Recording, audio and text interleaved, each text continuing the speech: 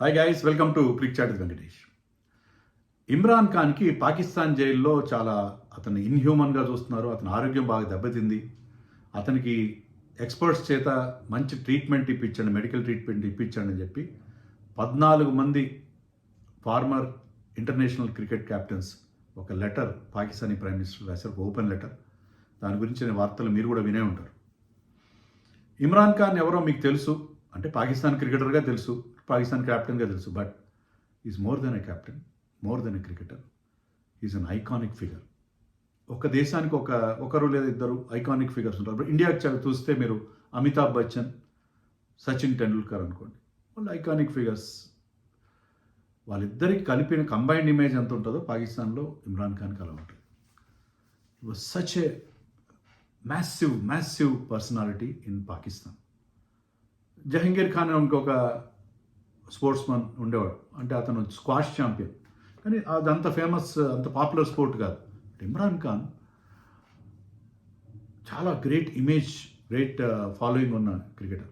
అలాంటి వాడిని గత 2.5 సంవత్సరాలుగా జైల్లో బంధించారు పాకిస్తాన్ అడ్మినిస్ట్రేషన్. అతనికి చాలా దారుణమైన పరిస్థితులు పెట్టారు. తాజాగా వాళ్ళు సుప్రీంకోర్టు అపాయింట్ చేసిన ఒక అడ్వకేట్ వెళ్ళి అతన్ని జైల్లో కలిశాడు. కలిస్తే అతనికి ఒక కంట్లో చూపు ఆల్మోస్ట్ పోయింది, 85% చూపు పోయింది. అతను జనరల్ కండిషన్ కూడా ఏం బాగాలేదని చెప్తున్నారు. అతను సాలిటరీ కన్ఫైన్మెంట్లో పెట్టాడు, సింగిల్గా ఒక్కడే ఉంటాడు జైల్లో, ఒక రూమ్లో. ఎవరు వేరే వాళ్ళతో ఉండడు. అతనున్న ఏమంటారు దాన్ని, ఏదో అంటారు. సో అతనున్న ఆ ఏరియాని అక్కడ అందరూ హెపటైటిస్ అంటే జాండీస్ వచ్చి చచ్చిపోతున్నారట. అంటే సరైన నీళ్లు లేవు, సరైన వాటర్ ఎవరు, సరైన ఫుడ్ పెట్టరు. అతన్ని చాలా దారుణంగా చూస్తున్నారు. ఒక మాజీ ప్రధాని, నేషనల్ హీరోని ఆ విధంగా ట్రీట్ చేయడం అంటే నాలాంటి వాళ్ళు చాలా డిస్టర్బ్ అయినాను. చాలామంది ఫ్రెండ్స్తో మాట్లాడి వారం రోజులుగా ఈ వార్తలు వస్తుంది.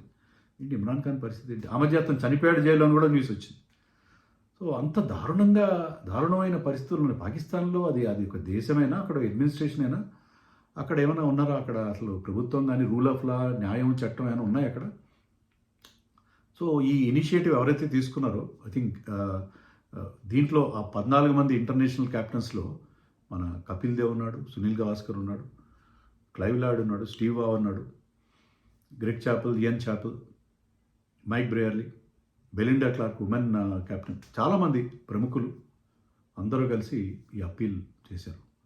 చాలా మంచి ఇనిషియేటివ్. దానివల్ల ఏంటి, ప్రపంచవ్యాప్తంగా అతనికి జరుగుతున్న ఆ ఇల్ ట్రీట్మెంట్ అనేది హైలైట్ అవుతుంది. పాకిస్తాన్ ఆల్రెడీ నాలుగు ఖర్చుకొని ఏం లేదు, అతనికి మేము ట్రీట్మెంట్ ఇప్పించాము, అతను బాగానే ఉన్నాడు, కంటి చూపు కూడా మెరుగు కావచ్చు అని చెప్తున్నారు. సో మొత్తం మీద అతనికి కొంతనే మేలు జరుగుతుందని చెప్పి మనకు అనిపిస్తుంది. But it was very unfortunate, very unfortunate. Imran Khan ఏంటో మాకు తెలుసు, మా జనరేషన్ వాళ్ళకి తెలుసు. Imran Khan I have seen him in Hyderabad also. అతను Kapil Dev, Imran, Richard Hadlee and Ian Botham సమకాలీనులు, నలుగురు great allrounders. Greatest the game has ever produced, one of the finest the game has ever produced. నలుగురు ఒకటే టైంలో కాంటెంపరీస్గా వాళ్ళు ఒకరితో ఒకరు పోటీ ఉండేది. So Kapil Dev 83లో world cup గెలిపిస్తే ఇండియాకి 1992లో అప్పుడు రిటైర్ అయిన వాడు మళ్ళీ రిటైర్మెంట్ వెనక్కి తీసుకుని వచ్చి పాకిస్తాన్కి ఆ వరల్డ్ కప్ గెలిపించి పెట్టాడు ఇమ్రాన్ ఖాన్. ఆ వరల్డ్ కప్ గెలిచి దానివల్ల వచ్చే బెనిఫిట్, దాంతో వాళ్ళ మదర్ పేరు బెనిఫిట్ మ్యాచ్గా మార్చేస్తున్నాడు ఆ వరల్డ్ కప్ని. అతను వాళ్ళ మదర్ పేరు మీద క్యాన్సర్ హాస్పిటల్, మదర్ క్యాన్సర్ వల్ల చనిపోయింది, కట్టడం కోసం ఆ వరల్డ్ కప్ విన్ని ఒక బెనిఫిట్ మ్యాచ్గా వాడుకున్నాడు. అంత ఇన్ఫ్లుయెన్షియల్ పర్సనాలిటీ అతను ఇమ్రాన్ ఖాన్. వసీం అక్రమ్, వకార్ యూనస్ లాంటి వాళ్ళు ఎక్కడో బౌలింగ్ వేస్తూ చూసి వాళ్ళ టాలెంట్ గుర్తించి, మామూలుగా అంతవరకు పెద్ద క్రికెట్ ఆడిన వాళ్ళని మనం తీసుకొచ్చి ఇంటర్నేషనల్ టీంలో ఆడించారు. ఇంజమాముల్ హక్ను కూడా.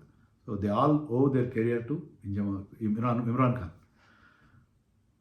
న్యూట్రల్ ఎంపైర్స్ అతని వల్ల వచ్చారు. న్యూట్రల్ ఎంపైర్స్, ఎందుకంటే పాకిస్తాన్ ఎంపైర్స్ చాలా పార్షియాలిటీ ఉంటుంది. మా టీం ఎంత బాగున్నా, అప్పుడు వాళ్ళ టీం బాగుండేది, మా టీం ఎంత బాగున్నా మేము ఏదో ఎంపైర్స్ వాళ్ళు గెలుస్తున్నాం మా దేశంలో అని అనుకుంటున్నారని చెప్పి న్యూట్రల్ ఎంపైర్స్ని మొట్టమొదటిసారిగా ఐసీసీని రిక్వెస్ట్ చేసి వాళ్ళ జరుగుతున్న బైలాటరల్ సిరీస్ అగైన్ వెస్టిండీస్ అనుకుంటా, న్యూట్రల్ ఎంపైర్స్ మన హైదరాబాద్ చెందిన వీకే రామస్వామి, పీలూ రిపోర్ట్ అన్న ముంబైకి చెందిన ఎంపైర్, వాళ్ళిద్దరు వెళ్ళి న్యూట్రల్ ఎంపైర్స్, మొట్టమొదటి న్యూట్రల్ ఎంపైర్స్గా క్రికెట్లో వచ్చారు. తర్వాత న్యూట్రల్ ఎంపైర్స్ అనేది జనరలైజ్ అయింది. So Imran Khan was such a influential personality. But as a politician నేను ఎప్పుడు ఆయన లైక్ చేయలేదు. He was as bad as a politician as any Pakistani politician was.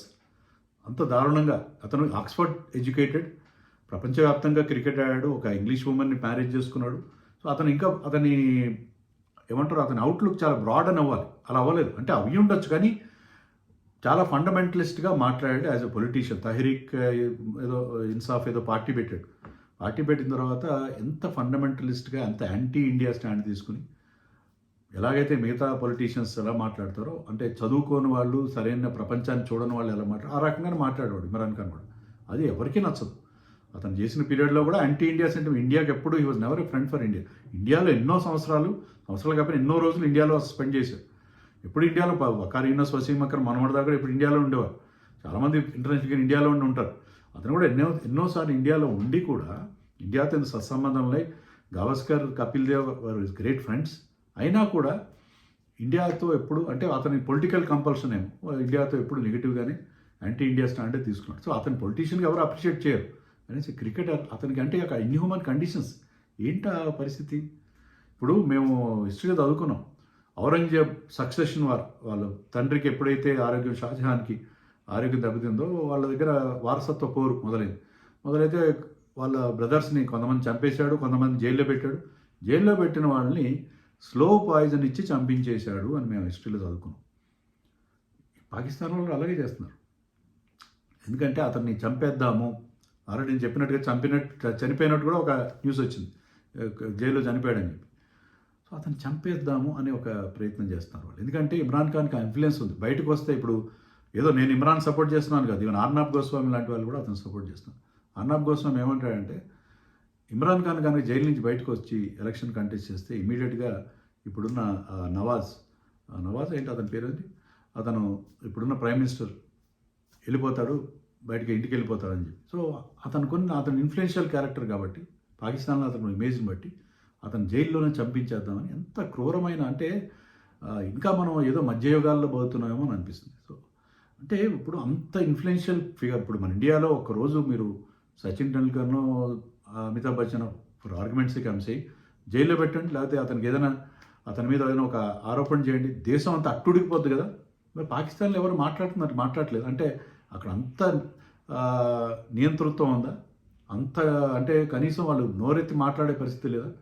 అలాంటి ఐకానిక్ ఫిగర్ని తీసుకుని జైల్లో పెడితే ఇంత దారుణమైన కండిషన్లో ఉన్నాడు వాళ్ళ ప్రైమ్ మినిస్టర్ కూడా కాదంట, వాళ్ళు ఉన్నారు ఆసిఫ్ మునీర్ అని చెప్పి వాళ్ళ మిలిటరీ చీఫ్. అతనికి ఇమ్రాన్ పడదు. సో అతను ఇమ్రాన్ మీద పగ తీర్చుకుంటున్నాడు అని చెప్పి అంటారు. What is happening there. But అంత ఇన్హ్యూమన్ ట్రీట్మెంట్ ఇచ్చి అతన్ని మీరు జైల్లో మిగతా ఖైదీలని ఎలా పొలిటికల్ ప్రిజనర్ని ఎలా చూస్తారో అలా చూడండి, లేకపోతే క్రిమినల్ని చూసినట్టు చూడండి. అంతేగాని అంత దారుణమైన పరిస్థితుల్లో ఇమ్రాన్ ఖాన్ పెడితే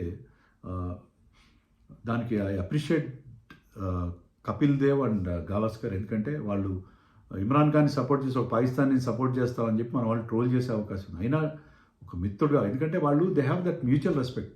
ఇమ్రాన్ ఖాన్ ఎంత గొప్ప క్రికెటరో గవాస్కర్కి తెలుసు, గవాస్కర్ ఎంత గొప్ప బ్యాట్స్మెన్ ఇమ్రాన్కి తెలుసు. అలాగే ఇమ్రాన్ కపిల్ దేవ్ మధ్య కూడా ఆ మ్యూచువల్ రెస్పెక్ట్, ఇద్దరు గ్రేట్ ఆల్రౌండర్స్, వాళ్ళకి ఆ మ్యూచువల్ రెస్పెక్ట్ ఉంది. మంచి ఫ్రెండ్స్ కూడా, they speak the same language. ఎప్పుడు ఎన్నోసార్లు కలిసి స్పెండ్ చేసిన ఫ్రెండ్స్ వాళ్ళు. సో వాళ్ళ ఫ్రెండ్ కోసం వాళ్ళు నిలబడ్డారు. They stood behind there friend in tough times. కష్టకాలంలో స్నేహితుడి కోసం ధైర్యం చేసి, దేశంలో కొంత నెగిటివ్ రియాక్షన్ వచ్చినా పర్వాలేదండి. అదే పాకిస్తాన్ వాళ్ళు, నేను చెప్పాను కదా, ఇమ్రాన్ వల్లనే మీకు ఇంజమాముల్ హక్ కానీ, వసీం కానీ, వకార్ కానీ వచ్చారు. వాళ్ళు ఎవరు సంతకాలు పెట్టలేదు దాంట్లో. పాకిస్తాన్ క్రికెటర్స్ ఎవరు సంతకం పెట్టలేదు, కెప్టెన్స్ ఎవరు ఎందుకు పెట్టలేదు? వాళ్ళ దేశంలో నెగిటివ్ రియాక్షన్ వస్తే జడిసిపోయారు.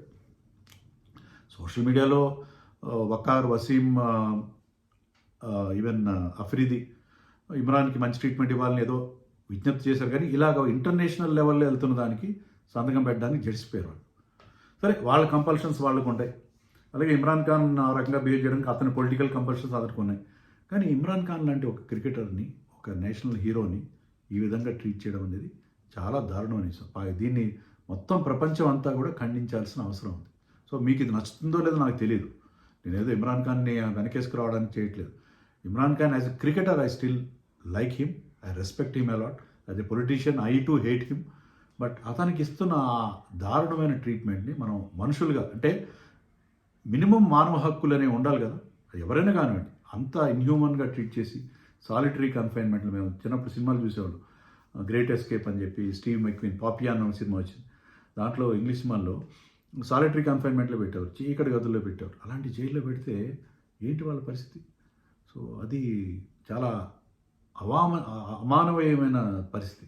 దాని గురించి నేను మీ దృష్టికి తేవడం కోసం వీడియో చేస్తున్నాను. మీకు నచ్చినా నచ్చకపోయినా these are my feelings about Imran Khan.